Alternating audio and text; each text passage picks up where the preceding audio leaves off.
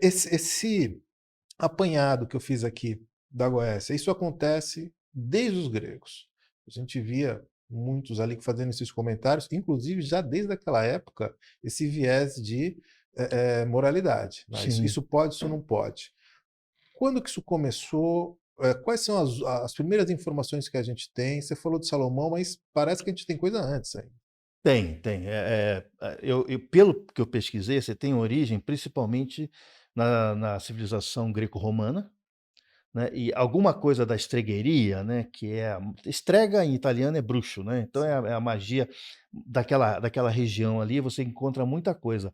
Mas a grande maioria dos daimons, que na realidade, eu não creio que sejam demônios, O são conceito de daimons. daimons em grego não é necessariamente É. demônio, né? Porque o que são esses daimons?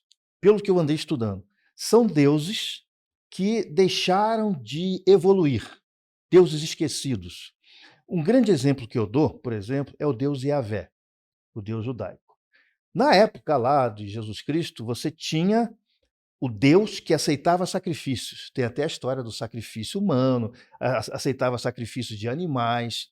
Esse Deus evoluiu e não aceita mais isso. Por quê? Porque a civilização que crê nesse Deus evoluiu também. Então você tem um Deus que evolui junto com as pessoas que o creem, junto com seus adoradores, que é o caso do Deus Yahvé. Hoje ele nem é chamado mais de Deus Yahvé, né? Ele nem nome ele tem, né? Segundo o Deus judaico, nem nome ele Sim. tem. E ele já tem uma certa, digamos assim, elevação, né? Os daimons da Goécia são diferentes. São deuses que foram adorados em uma época e, de repente, deixaram de ser adorados, foram esquecidos. Então, eles não evoluíram mais porque as pessoas que criam nesse Deus passaram a crer em outro Deus.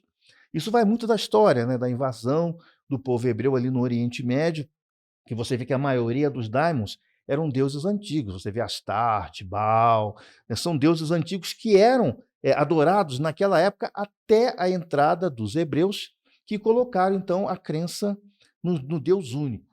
Então esses daimons eles deixaram de ser evoluídos porque não havia mais povo que tivesse crença nesses daimons.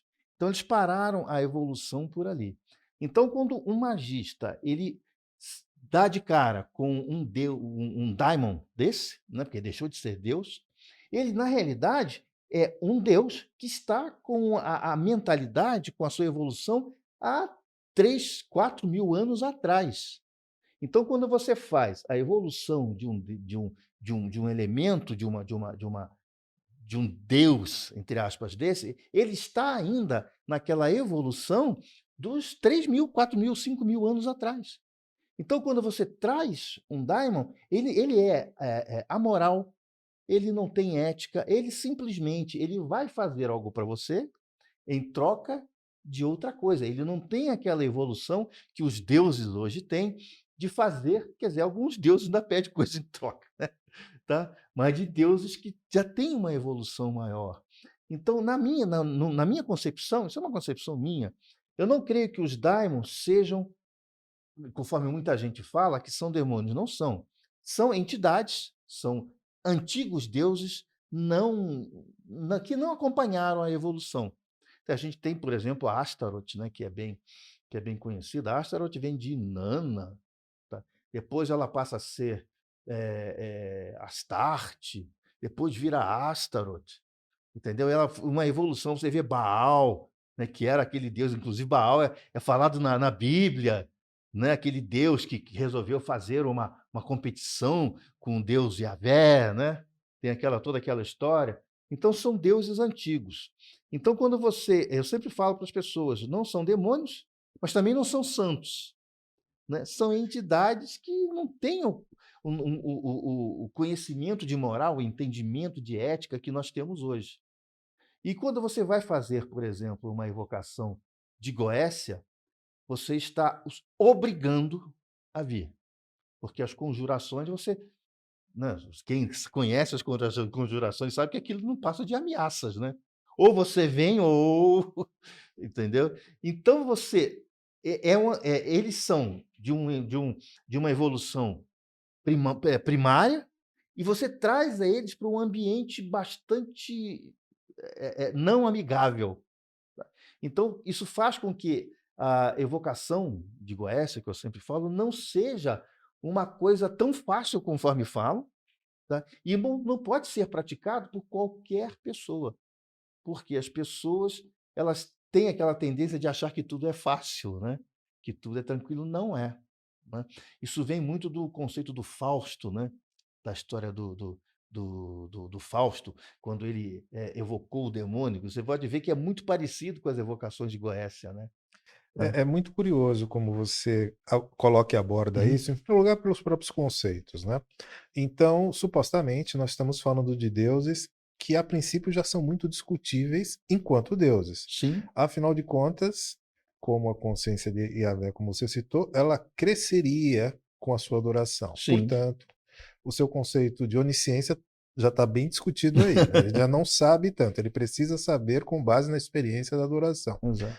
E há uma outra qualidade que esses, desafortunadamente, inclusive, sequer tiveram essa possibilidade, pois deixaram de ser cultuados Exato. e estacionaram numa linha de tempo que. Então, assim, a razão ela orienta a gente a imaginar que, seja lá por onde for, seja porque sabem muito ou não sabem, sejam onipresentes, oniscientes ou o que seja, a natureza dessas consciências que são entendidas como deuses, evocadas nesses termos, ou enquanto demônios, ou anjos, ou qualquer outra forma de classe que se tenha, eles têm um conceito de moralidade e ética distinto nosso. Sim. Seja porque essa moralidade e ética apenas exista conosco, seja porque são profundamente avançados ou profundamente ignóbeis com relação a esse termo.